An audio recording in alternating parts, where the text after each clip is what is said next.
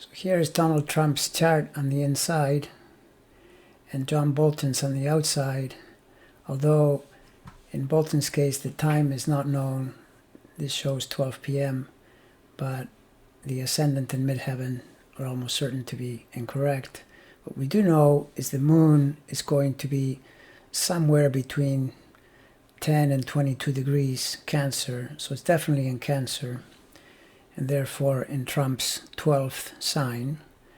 And we also know for sure the Venus is in this range, 23 plus Libra, and over here we have Mars at 25 Sagittarius. And I mention those because they are the most critical.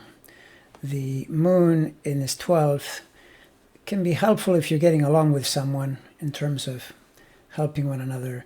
But once things go sour, it's a very tricky place. You do not want connections in the 12th house, if possible, when a friend turns into an adversary.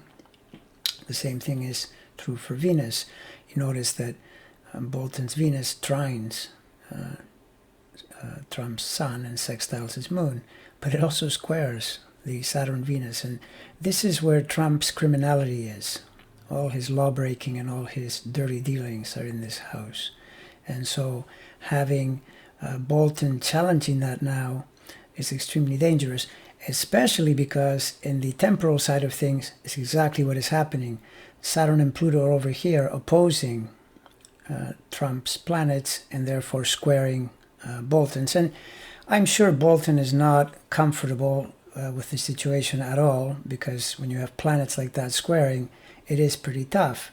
But on the other hand, Pluto being one of them, that tends to get people in a pretty combative mood.